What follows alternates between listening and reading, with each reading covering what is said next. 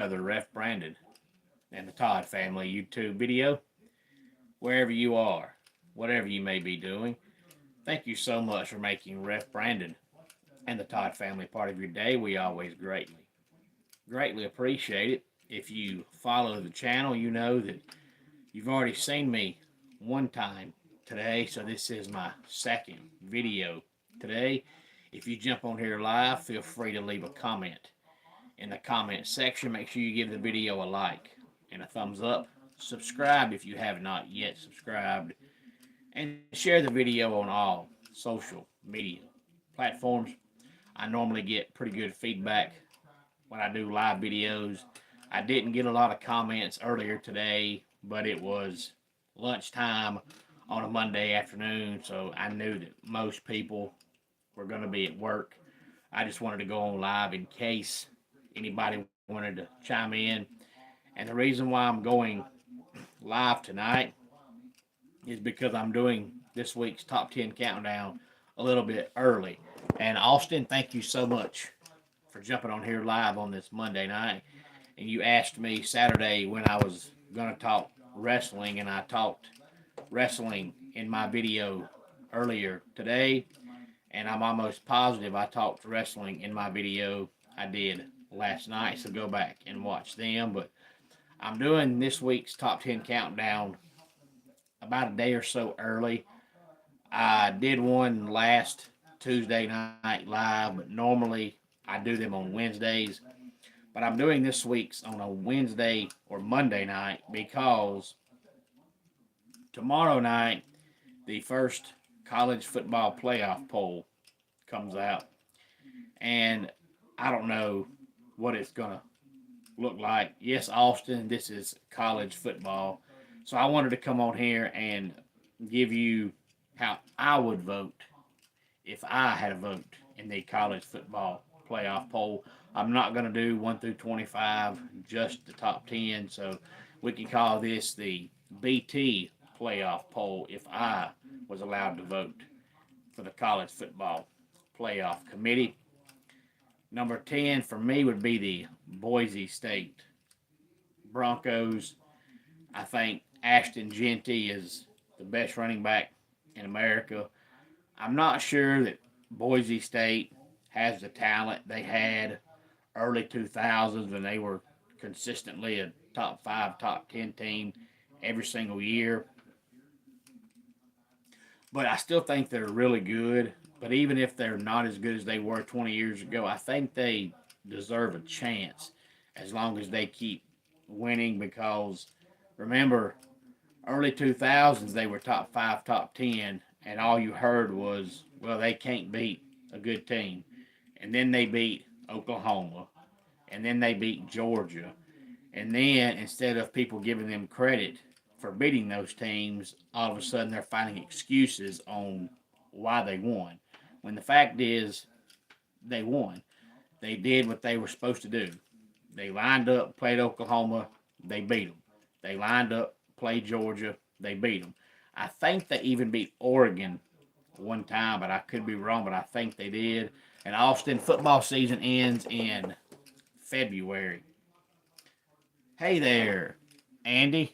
Glad to have you here on this Monday night. I am discussing the BT playoff poll if I had a vote in the college football playoff poll.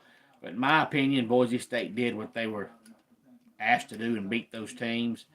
If they keep winning this year and they make the playoffs, if they win, that's good. If they don't, at least their fans can say, hey, we had a shot and we didn't take care of business.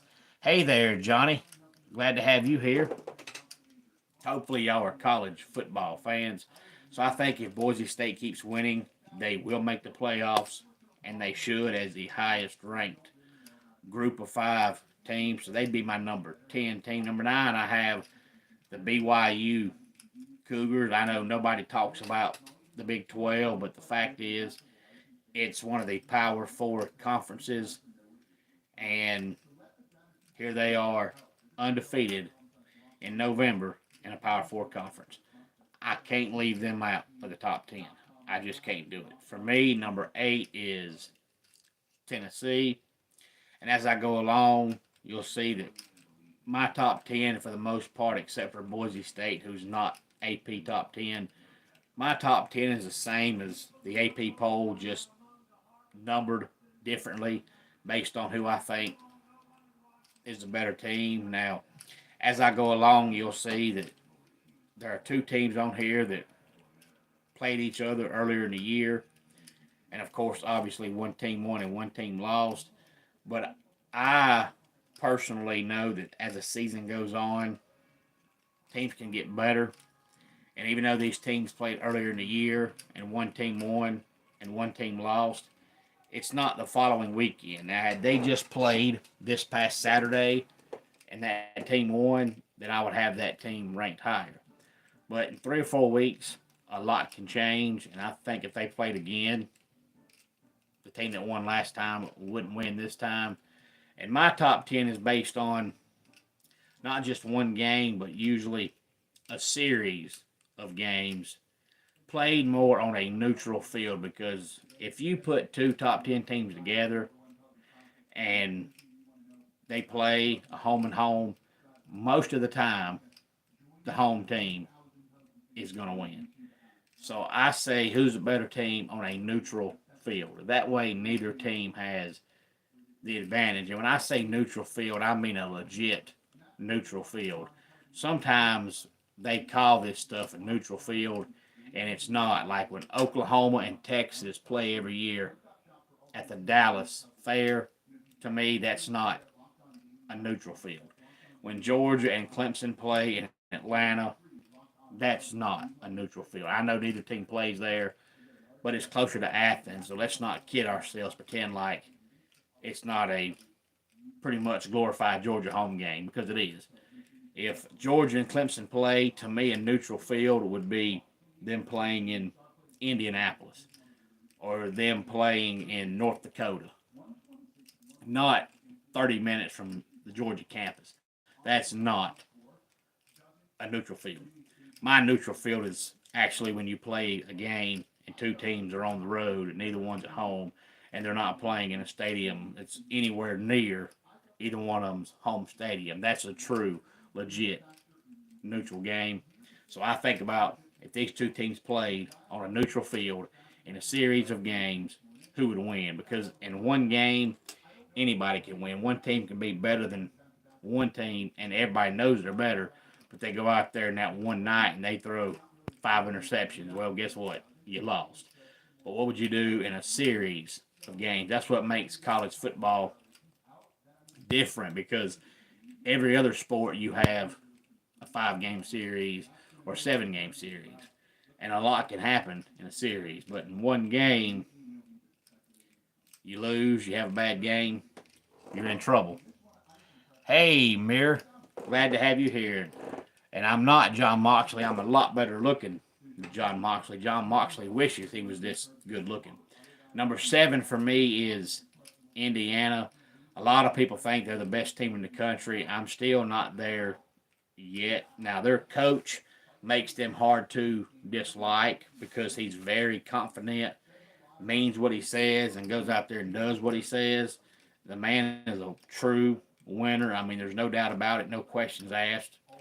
You can't question him. He's a winner. But Indiana's still really good, but I'm not sure they're the best team in America. But hey, maybe they win the national championship and prove me wrong. Number 6 for me is Penn State. I can't rank them higher because James Franklin just cannot win a big game. It doesn't matter, home, road, neutral, whatever. If James Franklin plays a top 10 team, he's going to get beat. So I can't put them higher than number 6, because even if I thought talent-wise they were the best team in America, and they do have some great talent, especially on the defensive side of the ball, I can't put you number 1 when I know that if you make the playoffs, you're going to get beat because James Franklin is your coach. 10 through 6 again for me is Boise State, BYU, Tennessee, Indiana, and Penn State. Cracking the top 5 for me is the Miami Hurricanes. Hey there, I'm going to assume your name is pronounced Kai. Glad to have you here on this Monday night. Miami this year to me is different because just like the Duke game Saturday, they were trailing in the third quarter and then ended up winning the game and winning the game big. But you've got the Louisville game, you've got the game against the Hokies, and one other game, I forget who it was, but they were behind in the fourth quarter and came back and won. And that shows me that this year's Hurricane team is different because in years past, they struggle like that in games like that. They find ways to lose those games. This year, they're finding ways to win those games, which tells me this year the Miami Hurricanes are for real. And Cam Ward might just be the most exciting player in college football. Number 4 for me is the Texas Longhorns. Number 3 is the Oregon Ducks. Number 2, the Georgia Bulldogs. And number 1 for me is the Ohio State Buckeyes. If you follow the channel, you know that I said back late July, early August that to me, the best 2 teams in America, talent-wise, were Ohio State and Georgia. I still don't think that's changed, and that's why I've got Ohio State and Georgia at 1 and 2. And as I said a few minutes ago, I know that Ohio State and Oregon played earlier in the year, and Oregon won. But in a month's time, a lot can change. I think Ohio State's gotten better since then. You gonna put your money? Well, you go right ahead. I'm not a betting man, so I'm never gonna encourage anybody to vote. But if you feel free to vote, you go right ahead. But if you don't know much about college football or whatever sport you're talking about putting your money on, I wouldn't vote. But this year, I especially wouldn't vote because this has been the most upside down, lopsided season I've ever seen. And just about the time you think you've got a team figured out, they prove you wrong. Just about the time you think you know something, you get proven wrong. Oh, you're betting off my picks? Oh, okay. Well, I'm not picking anybody to win the national championship, and I'm not picking my 12 playoff teams. I'm just picking who I think right now are the best 10 teams in America. But of course, there's still a month left to go in the regular season, and a lot can change in a month's time. But this is my top 10 as of November the 4th, 2024. If I had to pick a team to win the national championship, I'd pick Ohio State because to me, they're the most talented team in America on both sides of the ball. But I'm not picking them. But if I was going to place a bet, that's who I'd pick. But I'm not a betting man, so I'm not picking anybody. Hey there, Alicia. Glad to have you here on this Monday night talking some college football. So if I was a betting man, Kai, I would pick Ohio State, but I'm not a betting man. Never have been a betting man because I'd rather keep my $5 than bet it all away and have nothing because $5 is better than no dollars. And when it comes to sports, you never know.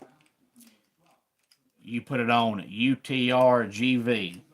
Well, maybe one day, Kai, you can explain to me who that is. I'm not sure who that is, but I still wouldn't bet on them, whoever they might be. Because in sports, you can watch every game, every night, every weekend, and you can know in your heart of hearts who the better team is, and then come game time, they'll lose. And that's why I never encourage anybody to bet because you just never know. You can have 2 teams play, and one team is by far and away the better team, and they'll lose.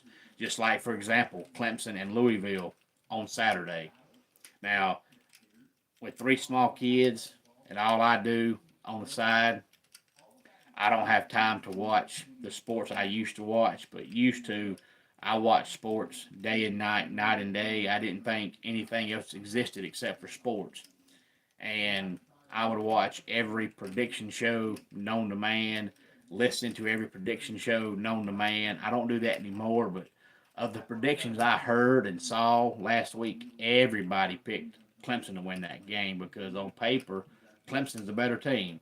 But they went out there and they got their butts whooped. So if you were a betting man and you picked Clemson, you lost some big time money Saturday because they didn't just lose. I mean, they got embarrassed, slacked, whooped, spanked, smacked, whatever words you want to use.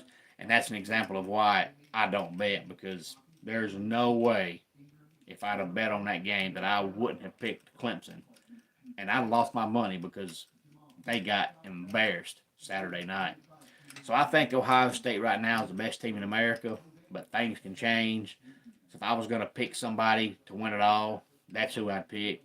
But that's not what I'm doing. I'm just picking the top 10 teams, in my opinion, as of right now, to see how it lines up with the College Football Playoff Committee when they put out their top 10 tomorrow night.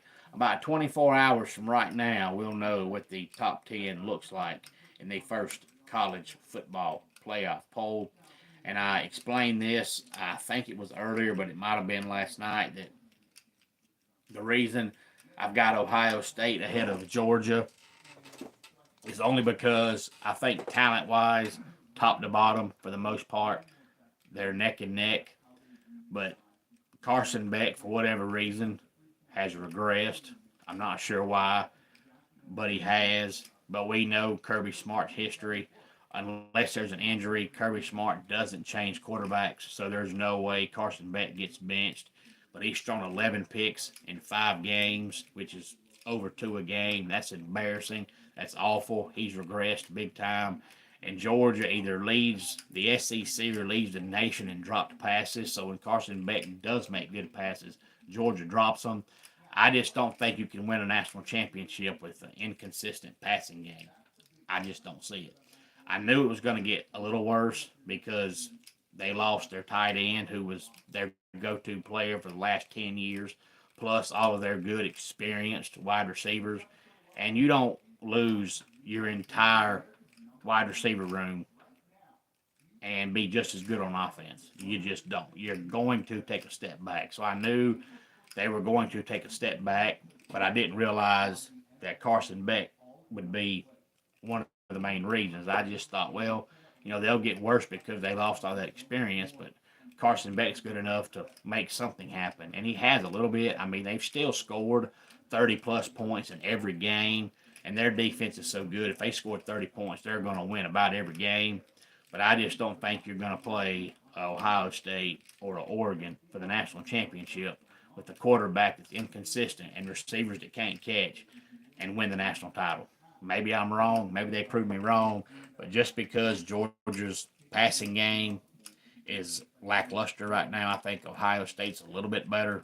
But I think the best 2 teams in America right now, to me, are still Ohio State and Georgia. Hello there. Glad to have you here from Morocco. I'm not sure what time it is in Morocco, and I'm going to guess on your name. If I'm wrong, I apologize, but I'm going to guess it's Abdel Jalil. If that's wrong, again, I apologize, but nonetheless, thank you so much for tuning in all the way from Morocco. Tell your friends, tell your family. If you have not yet subscribed, please do so. It takes about 2 seconds and helps the channel out tremendously. And I mentioned this earlier. I'll mention it now, but I'm not going to keep mentioning in every video. I didn't give a heads up because I didn't know. I honestly, really, truly had just forgot about it. But I am in a independent movie that is about independent professional wrestling. The movie came out probably about a month ago, but there is a scene in the movie that I'm in. So if you would like to know about it, feel free to message me on here or message me on Facebook, and I'll tell you how you can find the movie. But it's only on YouTube. It's probably never going to be a big time movie, but it is about independent wrestling. So of course I'm in the movie. There was a match that I reffed a couple of years ago, and they told me before the match that it was being filmed for a movie, and I just clearly forgot about it. And somebody actually messaged me yesterday and reminded me, and I was like, oh yeah, I forgot about that. Then when I went back and watched the movie and I got to the scene that I'm in, I was like, oh yeah, I recall that. But I had forgot all about it. So if you'd like to know about it and like to watch it, please feel free to message me and I'll let you know all about it. I probably won't mention this again going forward, but I wanted to bring it up a couple times in case anybody wanted to watch it. But let's go ahead and get our dad joke of the day in here. If you are having second thoughts, you are 2 ahead of most people. And that does it for today's Ref Brandon and the Todd Family YouTube video. Until next time, it's Ref Brandon saying, just like in pro wrestling, life can be over by the count of 3. Tell your friends and family how much you love them. Bye.